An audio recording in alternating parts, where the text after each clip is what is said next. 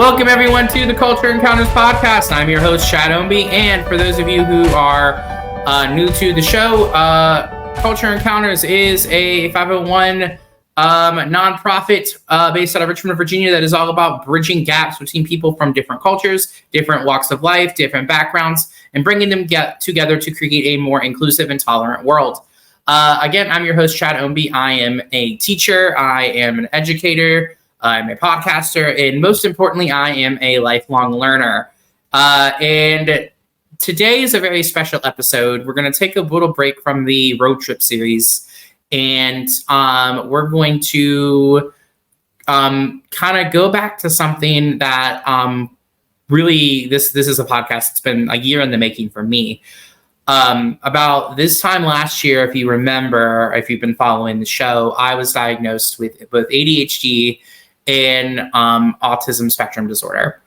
And it was life-changing for me to, get these diagnoses. The way I worded it was, it didn't necessarily change anything, but it changed everything. And a year later, especially when it's Autism Awareness Month, I wanted to go back and revisit that conversation. And today I have a very awesome guest with me, my colleague, my friend, Andrea Bryant is here with me this evening. She is a science teacher. She is a leader, and she has her own experiences with ASD. So without further ado, I'm going to go ahead and bring her in. Hey, what's going on? How are ya? Hi. Chilling. Today's a good day. Just it day is. at a time. Yes, it is. It has been a very long week. So thank you for being here. Thank you for agreeing to do the show, especially on a weekday when I know we're all tired. Anything for you. Anything for you. So sweet. So let's first talk about before you got diagnosed, formally diagnosed with autism. You, like me, got diagnosed as an adult. So talk a little bit about your journey getting there. What in your life made you think, okay, maybe this is something I need to explore getting a diagnosis? And ultimately, what was just life like before the diagnosis? That's such a thoughtful question. I don't think I've ever really taken the time to truly think that out. So it's kind of cool to kind of think about it on the spot. But as far as life before the diagnosis, I think I was overall pretty, typical. Right. I didn't, school was easy. School was great. It was like my favorite thing. I guess that was my hyperfixation. I did have a lot of meltdowns before I knew they were meltdowns. Right. I didn't really start seeing anything different until I went to pharmacy school, and the structure was different than undergrad and like high school and stuff. Mm-hmm. And I was overwhelmed by the reduced structure, it was way more independent than I had ever experienced. But, that led to a few breakdowns and meltdowns of just really intense negative emotion. Well, I know emotion is negative, depression. Right.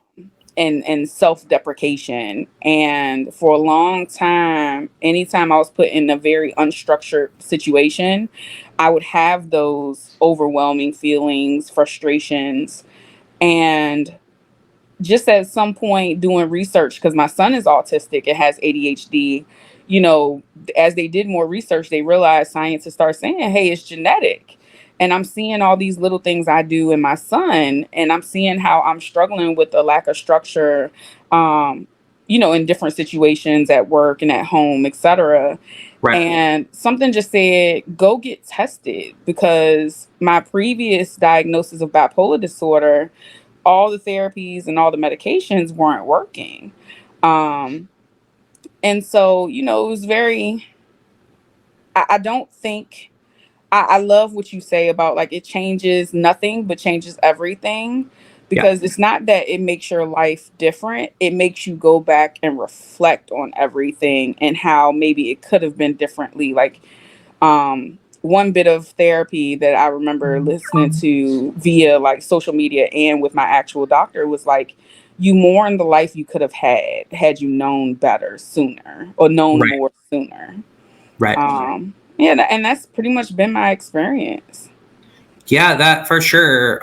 Looking back and reflecting back, did you have any masking behaviors that or did you find that you found coping skills in, masking behaviors so that it wasn't something that like when you were struggling emotionally and having meltdowns or whatever it may be, was that something that was being masked or hidden in your professional life? Because that's something that I hear a lot from me is like when people find out I have autism, they're like, oh, I would have never known. And I'm like, well, that's because I was masking. Yeah. without even thinking about it. It's because I was masking. Yeah, I think so. It's so funny because for a lot of autistics, the masking is not conscious. It's Right. not, oh, let me put this face on in this situation. It kind of naturally happens because you go around people and you're like, this is what they expect from me. Yes. And a lot of my masking was holding back how I feel about things or how I felt about things. A lot of my masking was a lot of saying in my head, act normal, act normal, act normal. Yeah. Right. And just, I am a very I don't say a whole lot until I get to know people. Yeah. Like if I meet you for the first time, I'm usually gonna stay in the background and observe first. And then once I get to know you, I open up. But there are certain people that I have never been able to open up to because I know that they couldn't handle the full me. And so the masking, it still happens even though I'm consciously trying to unmask.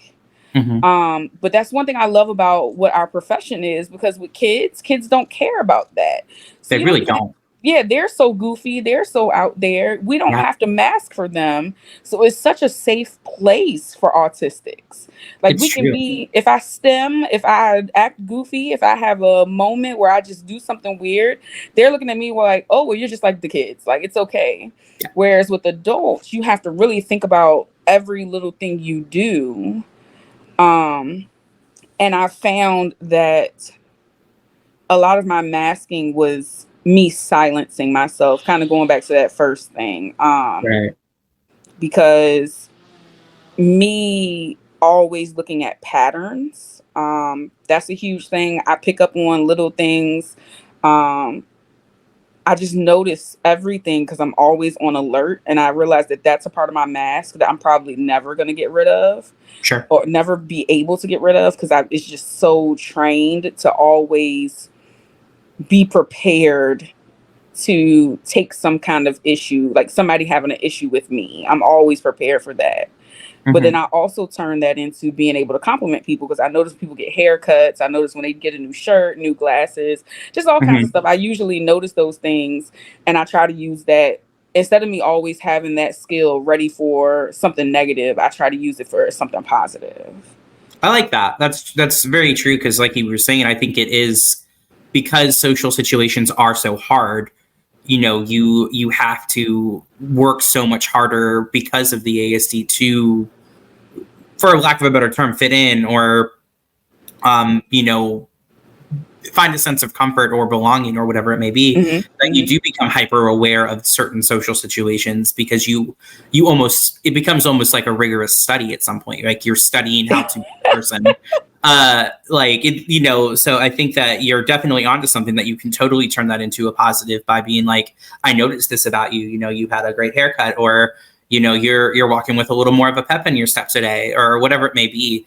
And I've noticed that I've noticed you do that several times. I will see you point out somebody and compliment something about them. So that's awesome that you've been able to kind of take that and kind of take that ownership of it. So let's transition real quick into talking about the actual getting diagnosed with autism. what made you ultimately decide, okay, this is what I need to go specifically like have this conversation with somebody, and then ultimately walk through the process of actually getting diagnosed with ASD? So it was kind of just trying to figure out what was causing what I was dealing with. Because I've always had some semblance of depression, always had some semblance of like anxiety, and I was misdiagnosed with bipolar disorder for about 10 years. And in more recent times, there was a lot of, hey, try this medication. Hey, try this medication. Right. Nothing was working because it wasn't addressing the issue. And of course, ASD does not have a medication, but the ADHD needed to be managed. Right. And I'm pretty sure like I know, like there's a constant battle within our heads of like what the ADHD wants and what the ASD wants. Yes. Like I need structure, but I also have moments where I just be like, hey, let's just get in the car and go somewhere, or let me just do something crazy out of the blue. And so after going through that, going through the medications, being in therapy for so many years, and the same issues kept coming up without being able to really manage the triggers. It's so funny because, everybody talks about how bad social media is and how bad it can be, but social media is what kind of put me on to, hey, I started seeing videos and reels and stuff of women saying, I was misdiagnosed. So then that led me to start doing my scientific research. I'm looking up research papers. I'm looking up, just different people's anecdotal experiences.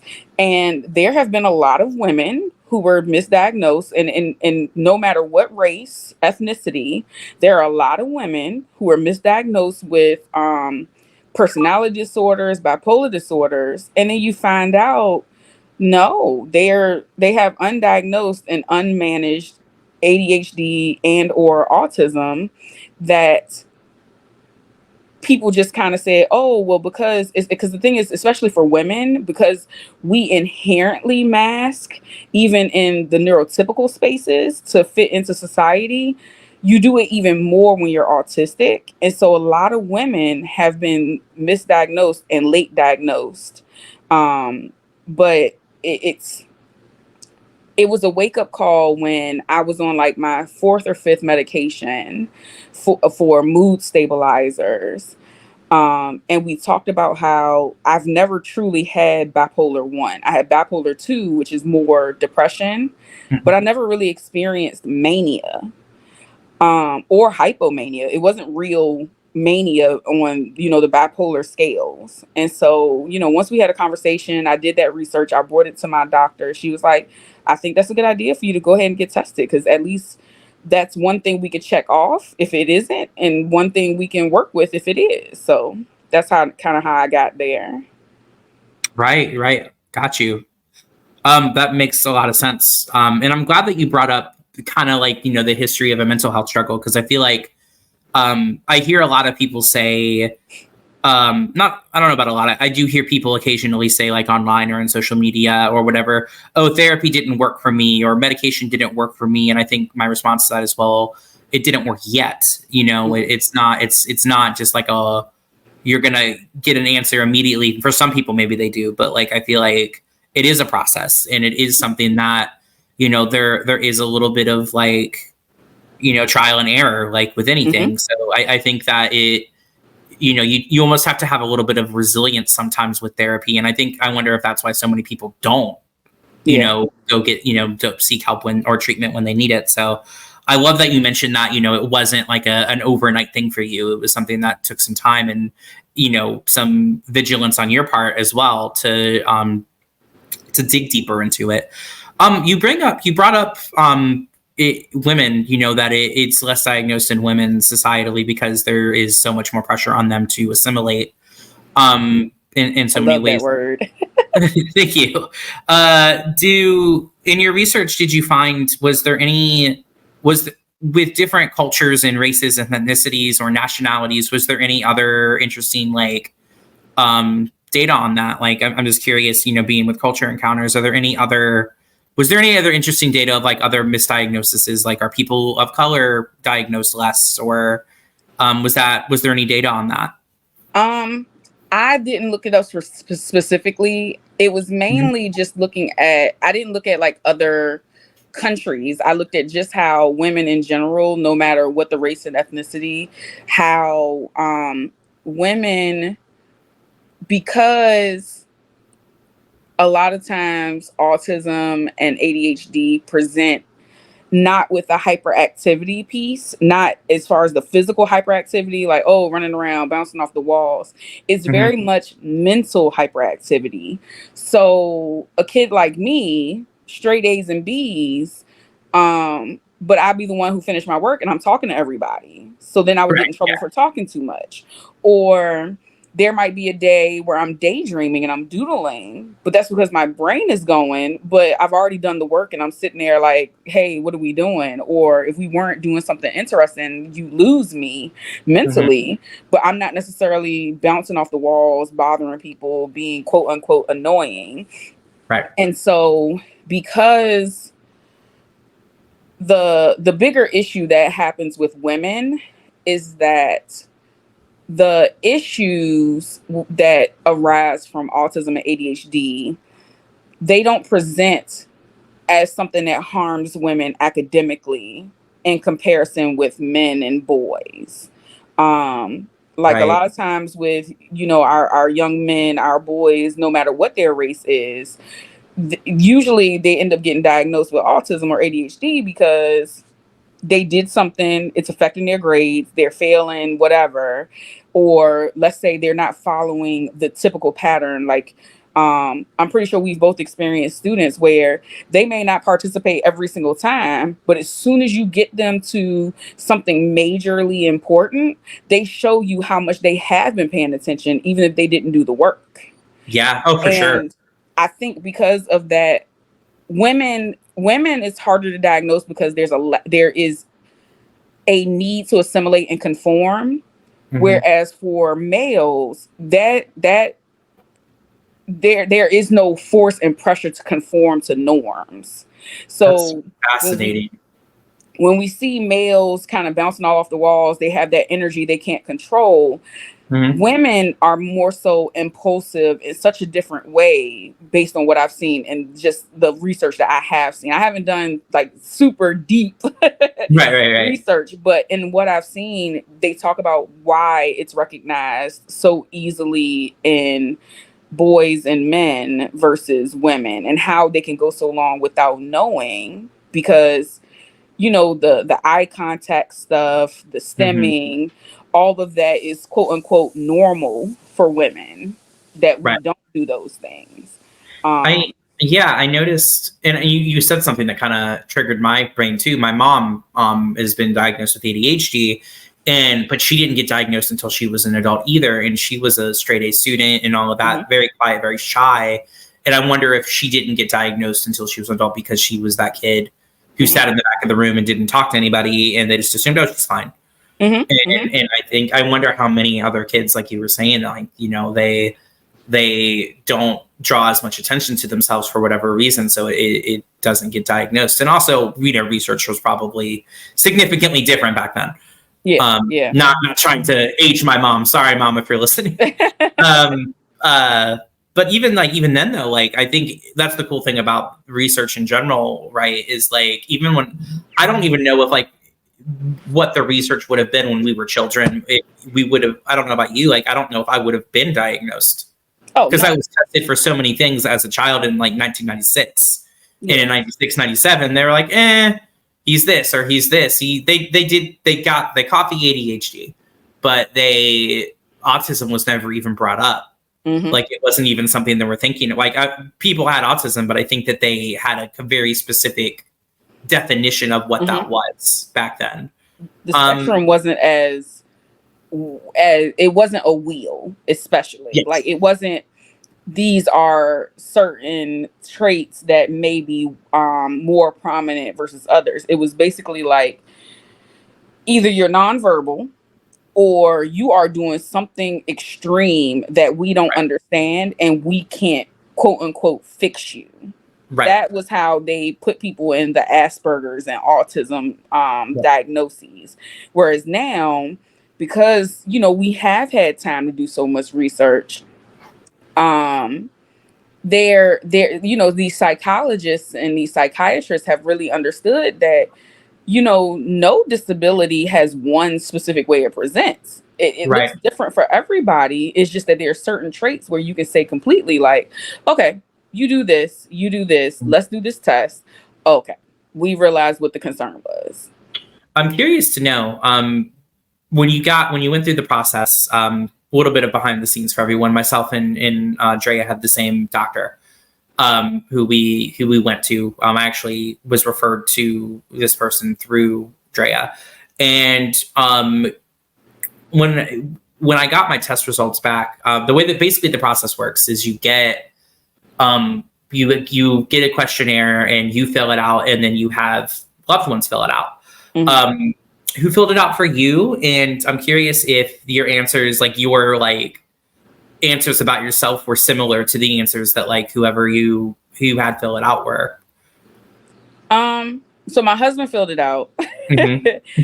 Right. Just because he spends the most time with me. Right. And yeah, a lot of our answers, even though we did it separately, when we talked about it, they overlapped a lot. Yes. Because one thing I noticed about being an autistic, we are very reflective and overly Mm-hmm. self-aware. Yes. And so, but sometimes that is what adds to our pressure and anxiety. Yeah. Because we're constantly looking at ourselves like, did I do that right? Did I do this? Did I do this? And yeah, we there was a lot we overlapped on, but of course there was insight that he had that was like, hey, I Mm-hmm. see this even if you don't see it. So And and that's for him it was, fascinating. huh? No, yeah, and that's fascinating because I had the exact same experience with Yeah. both my brother and my fiance did mine, and they were pretty much exactly the same to the point where the doctor was like, "This is crazy how similar these are." Yeah. So, like, I think you're onto something though, that like we are hyper aware because I don't know if it's a fixation thing or just like we're in constant research mode, because I do think there is some correlation between autistics and the scientific method. Yes. There has to be like something. I heard a rumor that Einstein may have been on the spectrum. I don't know if there's any truth to I've that. heard that too. I've also heard Mozart. I did hear that too. Yeah. And that's Wait. it's so funny because like they're looking back at some of the quirks of these people and they're Mhm. like, yes, they definitely, could have been on the spectrum. Like you have and I think one thing that I love about the expanded knowledge is that it's not seen. I hate the whole thing of like it's a superpower, but I also Right. Right. love the fact that the acceptance is building because autistics do look like, your quote unquote average person. Like, and I think people are starting to understand that it is really what's going on inside your head more so than some outward behavior or the lack of communication or the difficulty with communication is not the same as being nonverbal or choosing not to communicate. Sometimes everybody's different. Absolutely. And that's a great transition into my next question, which is, so you've been diagnosed now for what, a year and a half, give or take. Mm-hmm. Mm-hmm. Um, so what have things been like since then? What clarity has that provided, and ultimately, how are you now? Um, I'm great. Yeah. um, a year and a half is definitely not enough time. I mean, with the year and it's Yeah. not enough time to truly process. Every day is constantly a um how do I when something from the past comes up, it goes back to like, oh man, I remember that situation. I wish the person who was dealing with me knew. I wish I Yes. knew. I would have handled things differently. Maybe they would have handled things differently. Maybe these misunderstandings wouldn't have happened. Um, there's a lot of reconciliation that has to happen. Yes. Um, and I think that's a lot of where I am. And there's a lot of acceptance of what I can't control and what I can't change and what I really need to focus on in the future. Um, Yeah. but I think it is actually one of the most positive things that has ever happened to me, because there are a number of reasons why I've always felt other. Um, and to now fully have this label that has really told me, oh, well, this is why you don't understand this. This is why when people say certain things, do certain things, you're literally confused because there's some kind of unspoken code that your brain just isn't privy to. Yes. Um, and it is liberating, if I have to say the best word. Like, it's not as hurtful as somebody might think it is. It is very liberating to finally understand why you feel the way you feel your whole life. Yes, absolutely. And you know, one thing you had mentioned with the reflection on and wishing you knew, I think there's something to that, and that reflection hopefully also leads to forgiveness too of yourself, right? Like, I remember when I was talking to my brother about it. My brother's my best friend, and telling him about it, the first thing he said to me is, "I'm glad that we know, and I hope that that means you can forgive yourself for things."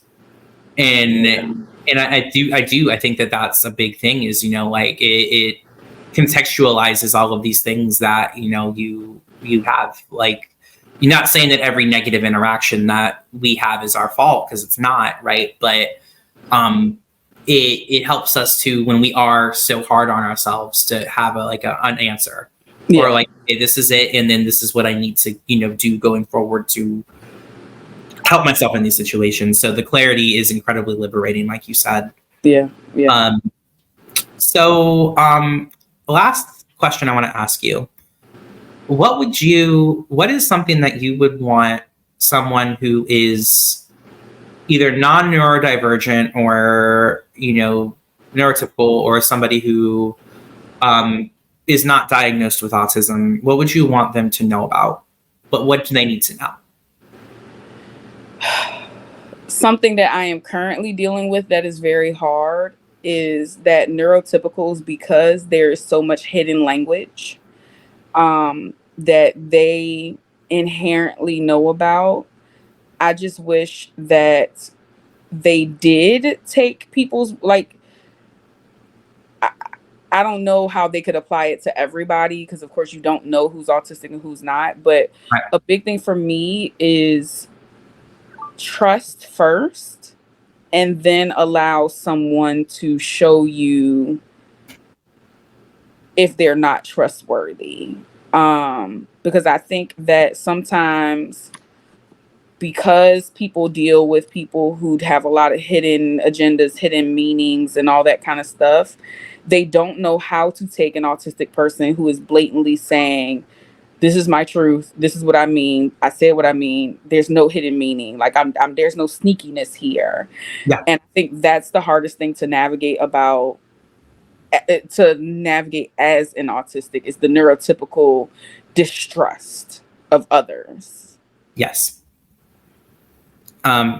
So you would say, kind of just contextualizing what you were just saying. So trust needs to be, like, trust first is Yes. is kind of what you're saying. Okay. I love that. And I think that that's a really powerful message, and I think that's good for everybody in general, assume the best out of people when you can, until you're given a reason not to, like you said. And then especially, and I think with that trust, also empathy, right? Like, Yes. you never know what somebody is going through internally, or externally, when you're not there. So I agree with that. This has been an incredible conversation. Really, like, I thoroughly enjoyed it and got a lot out of this. So thank you so much. I appreciate you. Yeah, I appreciate you. I know that the whoever is listening to this, I hope you got something from this as well. So thank you very much for listening. I hope everyone has a wonderful evening. Thank you.